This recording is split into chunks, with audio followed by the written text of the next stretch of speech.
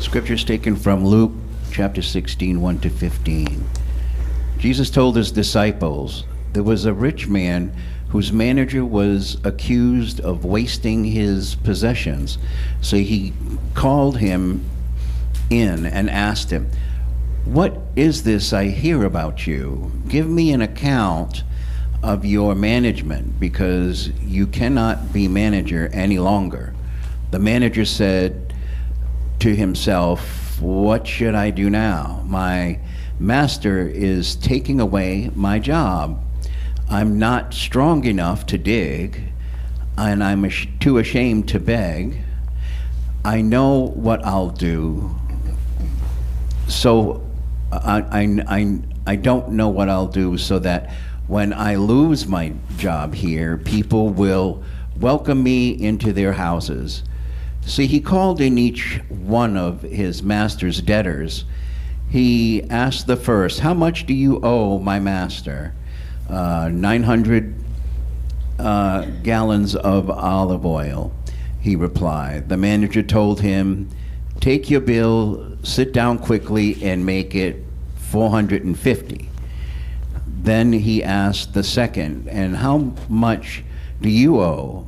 1,000 bushels of wheat, he replied. He told him, take your bill and make it 800. The master commended the dishonest manager because he had acted shrewdly. For the people of this world are more shrewd in dealing with their own kind than they are people of the light. I tell you, use worldly wealth to gain friends for yourselves, so that when it is gone, you will be welcomed into eternal dwellings. Whatever can be trusted, and very little can also be trusted with much. And whosoever is dishonest with very little will also be dishonest with much. So if you have not been trustworthy in handling worldly wealth, who will trust you with true riches? And if you have not been trustworthy with someone else's property, who will give you property of your own? No one can serve two masters. Either you will hate the one and love the other, or you will be devoted to the one and despise the other. You cannot serve both God and money. The Pharisees, who loved money, hearing all this and were sneering at Jesus, he said to them, you are the ones who justify yourselves in the eyes of others, but God knows your hearts. What people value highly is detestable in God's sight. The word of God for the people of God. Thanks be to God. Thank you, Paul. We appreciate it. All right, so we are at the end of our sermon series, and because of my sick week, the week I had I was going to do kind of two different sermons. I was going to do the sermon, I was going to share two of Wesley's most well-known sermons with you, but over 2 different weeks.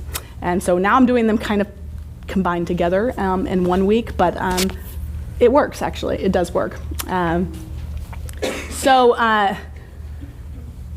While I was at Duke in Raleigh, North Carolina, something had just emerged in North Carolina in like 2014. I got there in 2012, and it was just starting in about 2013. Something called Moral Mondays, and everybody were going down to the Capitol in Raleigh, and together, led by this man who you all would know as Reverend Dr. William J. Barber. I don't know if you have heard of him before. Led by him, this theologian and kind of pastor of a church in the area. They were gathering to advocate for various issues that affected people economically in the area. He cared about moral authority, prophetic vision, and he had gained some notoriety in this time as a pastor who spoke to things like voting rights, workers' rights, climate issues as they specifically impact people who are already marginalized, criminal justice, gun control. And so every Monday, there would be peaceful protests down in Raleigh. It started while I was in seminary, and many days, if we didn't have classes on Mondays, which a lot of times Mondays didn't have classes, a huge group of us would go down to Raleigh. From pulpit to podium, he was just known for denouncing injustice and economic disparity with this kind of righteous indignation. And he was just becoming popular, which now he's actually very well known.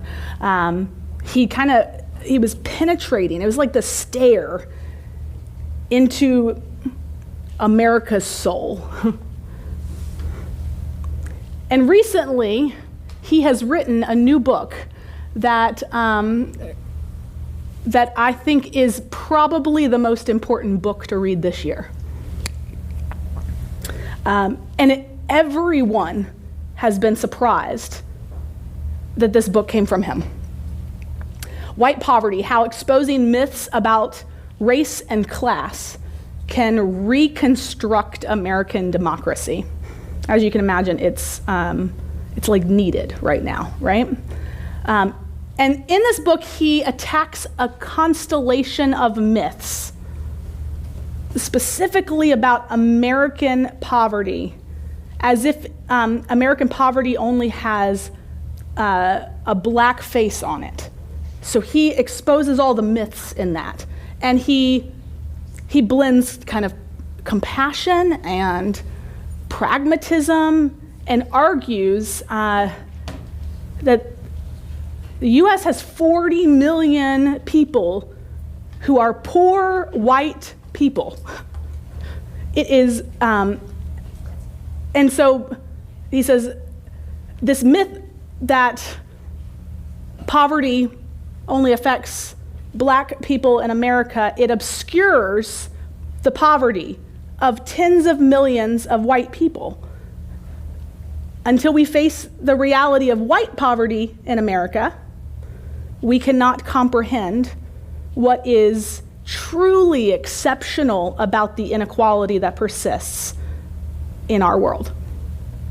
For 150 years, he recounts race has divided whites and blacks from uniting over common economic issues that affect everyone. And a man who has been called the Martin Luther King Jr. of this age, he writes a book where he says racism persists, making rates of poverty higher in communities of color, but the same lie that blames black people for their poverty also prevents us from seeing the pain of poor families who have been offered little more than whiteness. We're pitted against each other, he says.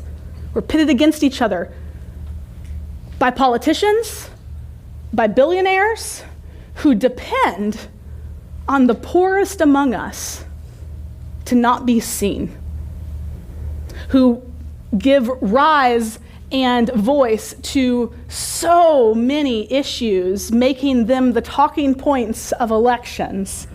Cable news and, not cable news anymore, streaming news, right?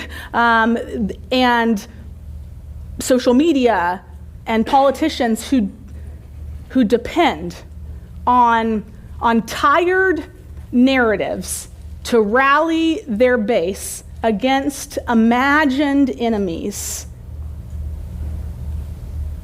Just all orchestrated to keep us from looking at the real economic issue. He says white supremacy is a myth, as poisonous to white people as it is to people of color. It dehumanizes the people it claims to elevate. It uses the very people it claims to champion It uses them. So throughout the book, I commend it to you. Please read it. It is so good. And he uses a couple of scenarios like Flint. He uses the story of Flint, Michigan, and the drinking water, and to talk about it only particularly mostly affected communities of poverty, both white and black, but both tended to make the other the enemy. He uses the story of Katrina, Hurricane Katrina as well, that there's this thing we should be talking about, but we're not talking about, and so we talk about a lot of other things. He says he felt like he had worked his entire life towards this book. He had a personal relationship with God, and he believed that it should impact the injustice in this world and give hope born out of struggle. But if I haven't said it before, I have to say it now. Poverty is not a black issue, it's an American issue, he said. So I read this book this year, and people were surprised that I mean, he has been called the MLK of this age. And so they asked him, like, what do you think, how do you think MLK would read this if he were to read it today? And he said, Dr. King was an important prophetic leader, and anyone engaged in teaching and practice and public theology should learn from him. But we should not limit King to being a black leader as opposed to a human rights leader, right?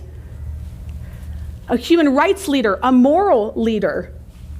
Nor ought we to compare every black man who tries to practice public theology with King alone. Instead, he takes this kind of page. He takes this page from a variety of people. He takes this page from William Lloyd Garrison, and from Frederick Douglass, and from Sojourner Truth, and from Ida B. Wells, and Rael Niebuhr, and Pauli Murray. He takes it all and he kind of blends it together in this approach to talk about poverty as a whole, as America's problem. Over and over again, he continues to press the issue that no one wants to be at the foreground of all efforts of diversity and equity and inclusion, economics, class and economic access as the conversation no one wants to be having. Over conversations, he presses it over conversations of race and gender and ability and more. More simply put, that money and America's love of it and misuse of it is the root of all our evils. And with that, I think he is channeling the spirit of John Wesley. A few years ago, I was at some neighborhood civic association meeting, and it was boring, as they all are. But this guy was supposed to speak, and I don't even know what he was supposed to speak on, but he was an entrepreneur in the community, and I think this was like back when I lived in Kingstowne. Yeah, I went to some community meeting, and he was an entrepreneur, and I was kind of dozing off until he got my attention, because all of a sudden an entrepreneur at a civic association meeting is talking about his extraordinary financial success based on the philosophy of John Wesley. Okay, I'm listening now. He said, Wesley said that we are to earn all we can, save all we can. If we earn all we can and save all we can, then we can invest in new, profitable ventures. He had me for a second. Okay, the speaker maybe he was Methodist, I think so, but at best he was 2/3 Methodist, because he started off right, and then he left with John Wesley out to dry. He completely misread John Wesley altogether. Wesley gives 3 simple rules for the Christian life. And some of you might have heard these ones before. These actually defined, they aren't in any of his sermons actually, but they were in the early gathering documents of the Methodist Church. There was a covenant. Of course, they love covenants. There was a covenant where they outlined these 3 simple rules to kind of guide all thinking and believing within this new emerging Methodist society. And those 3 rules are to do no harm, to first start from a place of resisting evil, oppression, injustice, in whatever forms they present themselves, right? Second, to actually do good, to not just resist it, to not just stay passive, but to actively work toward good in the communities, in your life, and in your families, and in your world. And then the third was to attend to the ordinances of God. You might have also heard it said to do no harm, do good, stay in love with God is one of the ways it's said. I have to say it to remember. Stay in love with God, but the ordinance of God is like attend to things like reading the Bible, prayer, going to church, taking communion, all of those things. So you might have heard these before. They kind of pop up every once in a while. There's been a book recently that came out kind of guiding people in a way to be. He's kind of become known for this in Christian denominations beyond Methodism. But you might not have heard of Wesley's lesser known 3 simple rules, which my friend at the Civic Association meeting got all wrong. Wesley's most detested sermon gave 3 simple rules related to money, which I think connect very much so to the other 3 simple rules. Earn all you can, save all you can, give all you can. And so my friend, I don't know if did you hear, he said, Wesley said that we are to earn all we can and save all we can. And if we earn all we can and we save all we can, then we can invest in new and profitable ventures. He missed something in that. I love, this is why non-church people, assuming theologians, is not always goes. It doesn't always go well. I call him not 2/3 Christian, 2/3 Methodist, because Wesleyan. He missed it a little bit, but he observed in 1789 that Methodists of the 18th century in England were commonly, just like this guy at the Civic Association meeting, neglecting the 3rd point. This was something happening all over, right? Just as the guy there, so I guess I shouldn't give him that much flack. They conveniently kept leaving out the 3rd point. In fact, Wesley contended that the primary reason for the ineffectiveness of the Methodists at this time period were a failure to understand the 3rd point. So he observed this. Here's this quote. Of the 3 rules which are laid down, you may find many that observe the first rule, namely, gain all you can. But how many have you found that observe the 3rd rule, give all you can? Have you reason to believe that 500 of these are to be found among 50,000 Methodists? And yet nothing can be more plain than that. All who observe the first 2 rules without the 3rd will be 2-fold more the children of hell than ever they were before. That's some strict John Wesley right there. For Wesley, Christianity has within it the seeds of its own ineffectiveness. Frugality and diligence characterize, he says, they characterize true spiritual Christianity. And they in turn beget pride and love of the world and every temper that is destructive to Christianity. He observed that Methodists had prospered by practicing the virtues of diligence and frugality. He warned, it is an observation that admits of few exceptions that 9 of 10 of these, I think I have this quote too, that 9 of 10 of these who have become wealthy decreased in grace in the same proportion as they increased in wealth.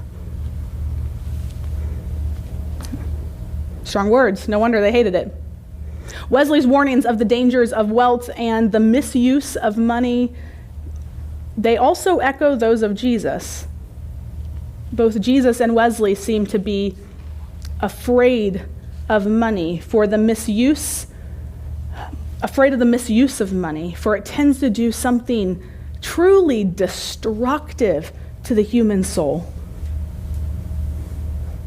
And yet, when viewed from the perspective of a steward, wealth can be a means of fulfilling God's purposes in creation.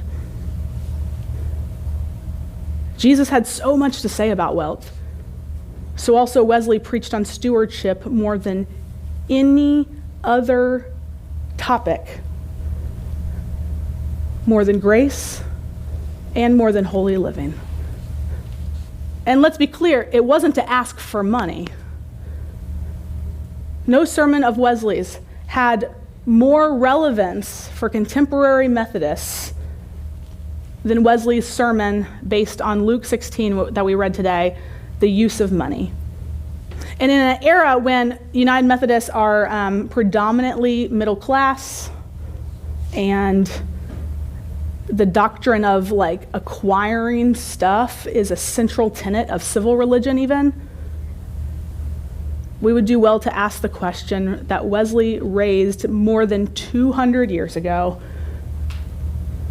What can we do to prevent wealth from destroying our very souls? And Wesley's answer to this question represents this kind of radical form of stewardship rooted in the New Testament and the teachings and examples of Jesus. And so he says, first, gain all you can. Okay, hold on, Wesley. Like, do any of us really even need to be told that, right? Do we need to be told as like Americans to gain all we can? Isn't acquiring and profit motive the driving forces of our economy as well as our value system? It seems at first that Wesley is just kind of providing a rationale for rampant materialism, right? But his emphasis was on earning all you can. That was the short part of it, with a long list of guidelines and restraints of any ethic based on love of God and compassion of neighbor. His sermon could never be used to properly cheer on unbridled profit seeking and materialism. In fact, the main point he's emphasizing in his sermon on money is are the necessary restrictions on the pursuit of wealth. How a person gains wealth is this crucial test of stewardship, according to Wesley. Profit at the expense of health or integrity or honesty or well-being of others. That's not profit at all. Proper gain is to be derived from exercising one's partnership with God, who is ever laboring to gain the wholeness and well-being of creation. Gaining all you can, therefore, is to be understood as participation in God's efforts to heal and redeem all of creation. A researcher went to their pastor with a moral dilemma, and she had been devoting all of her research to a better understanding of the effects of the environment on the human body. Funds for her research were severely cut, and she's directed by her company to move to the weapons division, where she would participate in weaponry research. And she said, I became a scientist in order to help the human family. And I can't spend my life in developing that which seeks to destroy people. And she's caught in one of the world's most painful stewardship dilemmas. Profiting from that which threatens and harms and destroys, right? It's hard. Gain and profit from alcohol and drug abuse, or incarceration, or weapons production, or environmental destruction. Like, these are our modern day threats to Wesley's challenge of stewardship. And then we have a whole other host now, right? What it's like to work and live in this area right now, as I know many of you are taking on the burden of watching people harmed. And it is, it's taking such a human toll on you, right? It's hard. You come home exhausted. And yet there's goodness in that. There is some level of stewarding in that, because somebody's going to do it here, right? Somebody's going to have to. It's where we are. So as it happens, there's some beauty in the stewarding of you doing it, and in a beautiful way, in a way that sees people for who they are, that acknowledges the pain, that sees the burden. There's space for that, and I hope that you all, in the biggest dilemma right now, sense that you're good news for some people, even if the news you're delivering is bad. That yourself, your person, is good news. Since a large portion of our economy's wealth has come from things like weapons or tobacco or alcohol or unhealthy foods or environmentally damaging products and practices and stuff like this, John Wesley says the failure to gain all that we can as participants in God's attempts to secure wholeness for creation, it becomes our collective sin. But gaining all that we can as stewards who seek to share in God's creative and redeeming action in the world is an expression of Jesus and Wesley's understanding of stewardship. And so he said, gain all you can and do it as full of grace and as honoring of all of humanity as you can. But then Wesley follows it up with save all you can. Wesley's second principle of stewardship: having gained all you can by honest wisdom and unwearied diligence, save all you can. So his emphasis is a challenge to the contemporary practice of accumulating and hoarding, but not as an endorsement of it. Wesley was not calling for the people called Methodists to invest wisely and build large savings accounts.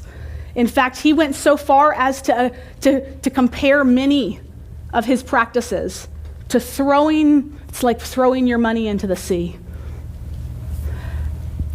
Saving all you can is Wesley's call to a simplified life. It's a warning against extravagance and affluence and self-gratification. In fact, Wesley had this list of superfluous expenses that he would give out. Expensive furniture and, expensive clothing or unnecessary food and books. One was elegant gardens. This list of expenditures that is simply he couldn't reconcile the acquiring of such luxuries with the needs of the poor.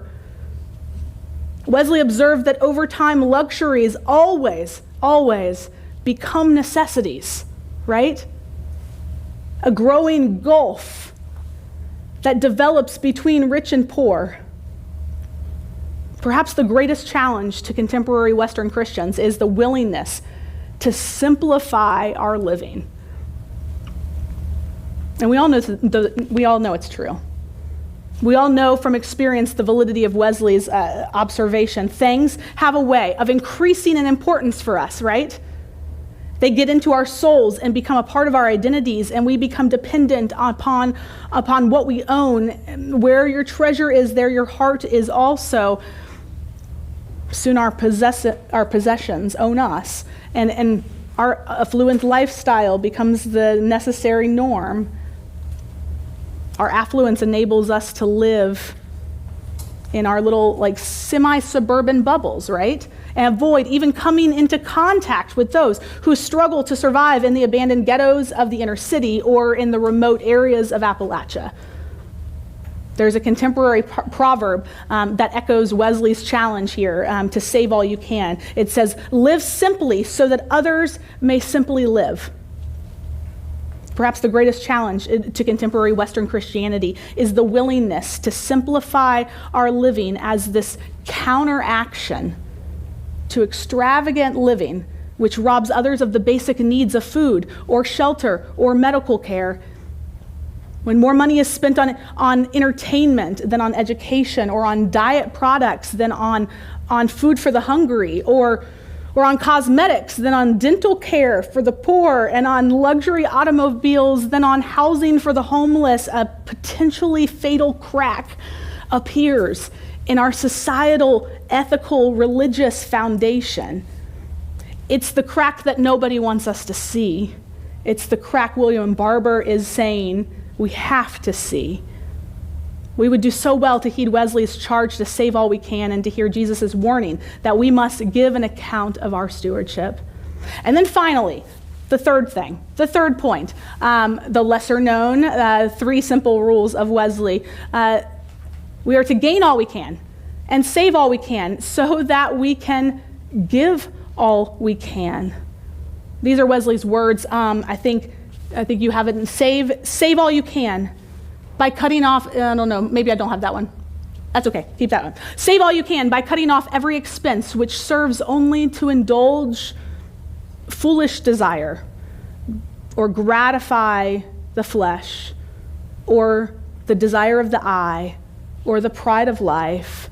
Waste nothing on sin or folly, whether for yourself or even for your children. Oh, it's so hard. And then give all you can, or in other words, give all you have. And Wesley did practice what he preached, so you know. He came from a wealthy, affluent background, and as a student, Wesley lived on 28 pounds. He earned 30 pounds, so he gave away 2 pounds. And as his earnings increased, he continued to live on the same 28 pounds. When he earned 120 pounds, he gave 92 pounds away. Wesley wrote to his sister, "Money never stays with me because it would burn a hole in me if it did. It would burn me if it did." I think that's the quote you have on the screen. Nope, it's not. Throw it out. I try to throw money out of my hands as fast as I possibly can, lest it finds its way into my heart. He told the people that if at his death he had more than 10 pounds in his possession, they should call him a robber. If the Methodists would just give all they can, everyone would have enough. And he made it clear, if just the Methodists did that, right?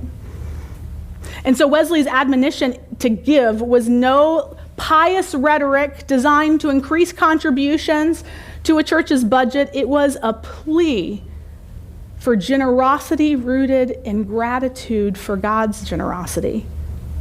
A plea for compassion for the poor and those in need. He contended that no member of the Methodist societies should ever be hungry or poorly housed or inadequately clothed. If the Methodists would give all they could, then they would have enough.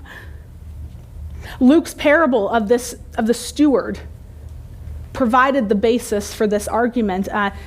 And between 1741 and 1758, John Wesley preached 27 sermons on this. To Wesley, the basic point of the parable that God holds us accountable for our stewardship, and that accountability is based on investing in the lives of others.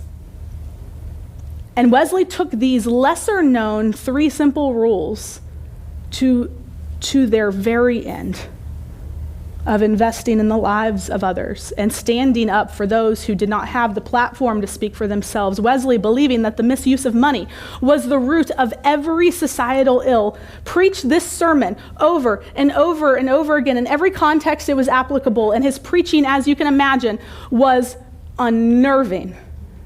It made so many people mad. It was unnerving for priests and for congregants in the churches he went into, to the point that he eventually got kicked out of all churches.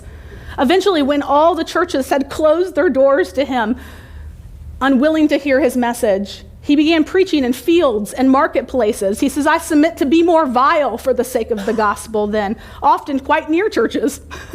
I'm not sure that was smart, not very collaborative. We wouldn't call him that. But he would set up shop down the street where people often hired by those very other churches would pelt manure and stones at him as he preached. But he wouldn't give up. For 19 years, this was Wesley's weekly, even daily experience, being dragged before magistrates, beaten with fists, pummeled with rocks. Homes he stayed in were set on fire, not just once. And as he grew older, it would have been very easy to play it safe. He was a Christian revivalist. I mean, people could have loved him, but he insisted on preaching a gospel that they did not love so much. He never stopped speaking out for those who couldn't speak for themselves. And after visiting the Americas to witness the growing movement of Methodism there, Wesley, in his late 60s, he began to speak out about the slave trade. Many of the slave traders were British. The ships often set sail from Bristol, England, one of the hubs of Methodism. And then, trading for slaves in Africa, they would set sail for America, where the slaves were traded for tobacco or sugar or cotton, to then be brought back to be sold in Britain. In 1774, Wesley committed to do no harm and to do good and to attend to the ordinance of God that he had been raised in. And with almost 2 decades of experience preaching the evils and intended use of money, published his most widely distributed pamphlet of his life called Thoughts Upon Slavery, which he expressed strong opposition to the practice of slavery and the slave trade. And in 1788, at the age of 85, he preached a sermon against slavery in the New Room in Bristol before many members in the Methodist Society making their living off of the slave trade. The people in the room were making their living off of the slave trade. And in his journal later, he described what happened. The people rushed upon each other with the utmost violence. The benches were broken into pieces. The streets were caught on fire. 9/10 of the congregation appeared to be struck with the same panic. Wesley's sermon served to not just challenge slavery as an institution, but to poke at the bear of economic injustice, the still relevant and rampant reality of the poor getting poorer and the rich getting richer. And it was the conversation about slavery, but it was really a conversation about stewardship, taking us back to the heart of God's DEI initiative at the dawn of creation, right? The Imago Dei, the image of God in each of us. God made us in God's image and then entrusted us to steward well all that God had given us. In late 2024, a Forbes article came out that said DEI will fall because it leaves out socioeconomic diversity. Although poverty is one of the most pressing issues of our time, it's rarely addressed in any DEI space.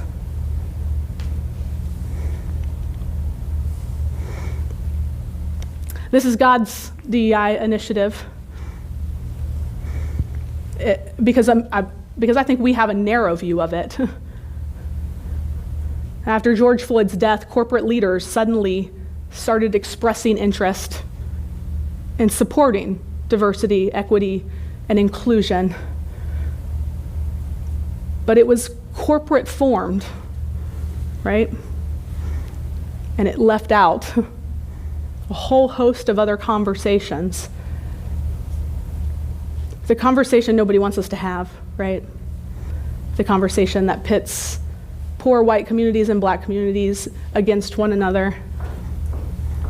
It's the conversation, it's the question that Wesley asked, can any steward afford to lay out his master's money any other wise than his master appoints him to? He's poking at the bear of extravagance and opulence justified by, I can afford it, so I'll spend it. And in such, he's returning to the heart of God's DEI initiative that made in the image of God, we're called towards stewardship. We're also called to poke at that bear. Why did DEI fall? Why are companies denouncing it? Because they would rather it not get at the real issue. The real issue is class that sets us against one another and keeps us from knowing, from recognizing, from seeing how God's called us to steward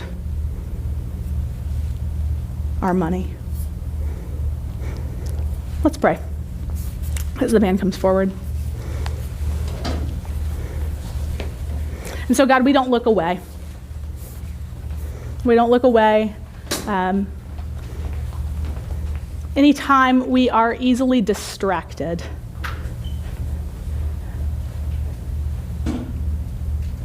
and we know that it's God.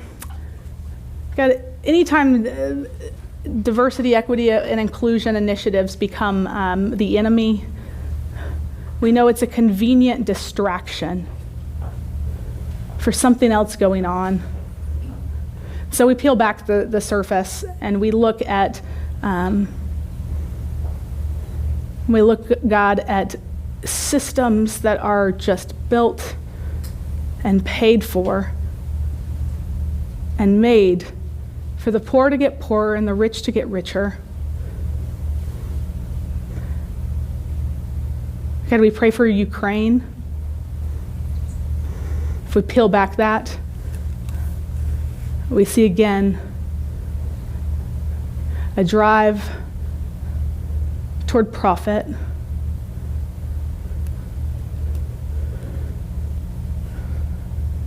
Forgive us, God, for not trusting you, for always clamoring for control.